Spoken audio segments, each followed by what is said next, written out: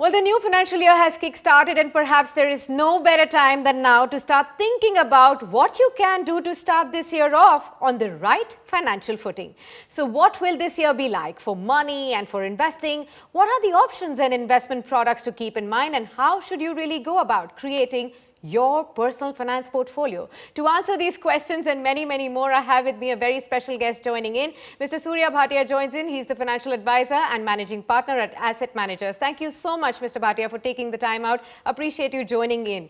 So let me just start asking you, and by saying that while we keep asking everyone around us to plan their finances, but for somebody who is just starting out, it can be an extremely daunting task to make a financial plan. And the biggest stumbling block perhaps is where exactly should one begin? And what is the right way to begin financial planning for, say, FY23? What would you say?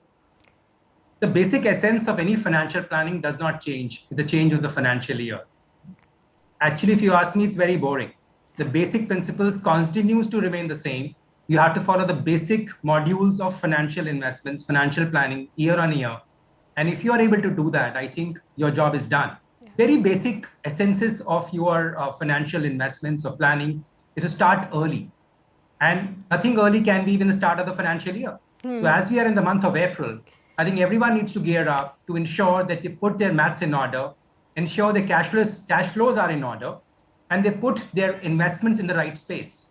There is no point starting at the fag end of the year, which could also be start of the calendar year, mind you. So it's up to you how you really want to take this up.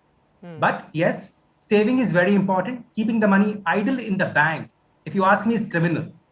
You should not keep your money in the banks. That's saving, that's not investment. And why people say it's a very thin line, there's actually a very, very big difference in the two. And with the inflation, what it is as of now, everyone knows, it's eating up your principal, it's eating up your corpus. You have to ensure that you are able to save your investments in the right order so that you're able to protect your inflation in the long term. Yeah, absolutely. And at the outset, you've given a very clear demarcation between savings and investments, and perhaps that's where one needs to start off with identifying what is your saving, how much should you be really saving, and that strong statement coming in there that putting money in banks is perhaps criminal and it will not help you save for your financial goals. So when I'm talking about financial goals, I want to ask you about this. A lot of us really think of big ticket items, say like retirement planning or buying a house. A lot of things in between are actually forgotten. So could you share with all our viewers what all actually can be really considered as a financial goal, and how does one really assign the realistic value to each of our goals? See, that's where we actually miss out. We always say that we need to really plan for a big financial goal to start saving. But why is that? Anything which is small by nature, which doesn't cost me a bomb, and that's very relative for everyone, I need to put that into perspective and start saving towards that. If I create, let's say, a corpus for a child, and if we do, let's say, a child training program, for them, planning for long term does not make sense. Maybe just buying the next sneaker for them is something which really they look forward for. That's their big goal. So the big goal will depend on a person to person. What do you really want? And you need to save towards that. And the early the habit you start creating in your own self is what will really help you in the long term to create that disciplined approach. And that's what we actually find lacking in most of the investors. Everyone talks about creating wealth, about multiplying your money. But have you ever thought how you will even meet your next goal? If you are able to do justice to that, and if you are able to start early in life, I think half or maybe more of your problems will actually get solved. So please don't look at the big goals to take care of from your expenses. Start small and start saving. Even if you don't have a goal per se, start saving. It's your money. You will spend the money when you want the money. So please start saving. Okay, so let's take one step forward. Now, for all of us, we do have short-term financial goals as well, which most of us forget, and we only keep those long ones. So for these short-term goals and for these long-term goals, how does one really go about selecting the right investment options or the saving options for both these long and short-term goals? You need to distribute your goals into various baskets. You can do a short-term, you can do a medium-term, and you can do a long-term. Short-term could be anything up to 3 years. Medium term could be defined up to, let's say, 5 years, and anything beyond 5 years could be long term by nature. Now, when you know that your goals are in which basket, you can actually assign your investments in the similar order. So by default, if your goals are meant for short term, in the short term basket, you will not go and put your money into high risk assets. If the goal comes to a medium term basket, then you may take a little bit calculated risk. You may look at within the mutual funds, for example, if I say so, you may look at hybrid categories of investments. But if you have the long term investment horizon, a long term goal, then in that scenario, you can really look at creating equity as a basket for your own investment strategy. Okay. Because what we always believe is that even if you are a conservative investor, you need to have equity in your basket of investments, provided you have a medium and a long-term investment horizon. Yeah. If it's a short term, then yes, you cannot go that path because that's the intrinsic nature of that asset class. That you need to have that only if your intention is to hold for long term. But in a country of ours, where by default the inflation is very high, and in the years to come, you will see the inflation is only going to go up higher from here. You need to have equity in your investment basket. Because if you don't do that, the challenge is you will start eroding your principal value. And that's the last thing you want. Yes, absolutely. I was about to ask you your top 3 investment options for FY23. Perhaps you've already talked about that one option, equity. But would you say the same thing about equity now when we have already seen equity being very, very charitable in the previous 2 years? About 100% return is what we've seen. And now we are already seeing a very, very volatile turn right from the beginning of this financial year onto equity. So how are you looking at these investment options, including equity, for this year? As I said, Sakshi, when I look at equity, I will not go into the comment of putting equity for the next 1 year basket, because that's against the nature of the investment. It defies the logic of equity investments. If you look at equity as an asset class, you do need to look at it at least a 5-year perspective. If you don't have that, then you should look at mutual funds, which offers you various hybrid platforms, like a hybrid, pure hybrid funds. You have a balanced advantage strategy, which can change your equity and debt basket depending on the market's valuations. You may even look at equity saving category, which also does not increase your equity beyond 30-40%. And within that, you have conservative options also. And mind you, all these options are highly tax efficient because they're all taxable within the equity basket as equity taxation, which means more than 1 year, you end up paying a 10% tax rate over there. But if you are really a conservative investor, you may even go to a conservative hybrid equity fund, which does not go beyond 20-25% as an equity allocation. So you can pick and choose according to what your appetite for risk is, what your investment horizon is, and based on that, you can decide what asset class you really want to go for.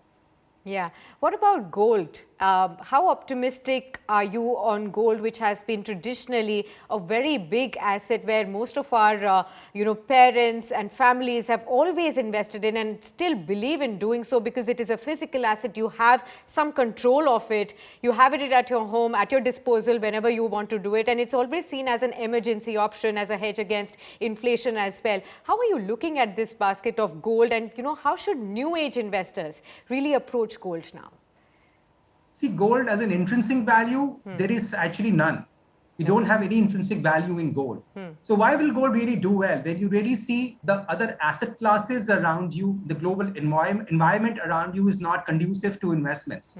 So classic example is 2020, when the pandemic came into play, and that's when next few months gold really did very, very well. But once that was over, gold actually became a very flat investment strategy. There is no harm in having gold, to answer you what you are asking. But you should not have gold as more than 5 to 7% of your overall asset classes to your portfolio. But mind you, in a country like ours, gold is one thing which is embedded in you. That's what we all have been born and kind of brought up. We have gold in the form with our families, in the form of jewelry, in the form of coins. So the overall kitty to gold should not exceed 5 to 7%.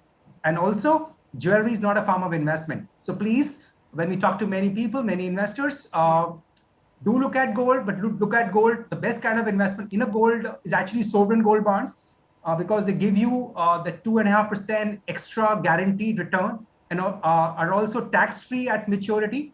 Yes, it comes with a caveat of a lock-in of an 8-year. So, but if you look at gold as an investment strategy, then yes, sovereign gold bonds is the way to go for. Okay, sovereign gold bonds, the best way to invest in gold in FY23 perhaps, and jewelry is still not considered as an investment perhaps at your disposal, but not an investment option for a lot of things like making charges and other things that get added on and definitely create some kind of an impact on your financial returns on gold for sure. You talked about taxes, so let me take that point forward. A lot of us do invest to save taxes, say under options available under Section 80C. But usually one tends to postpone these investments till the end of March when we are actually in a rush to file our taxes and returns. Could you share with us why is it perhaps essential for investors to really look at these investments like PPF, ELSS, other options available under ATC at the beginning of the year instead?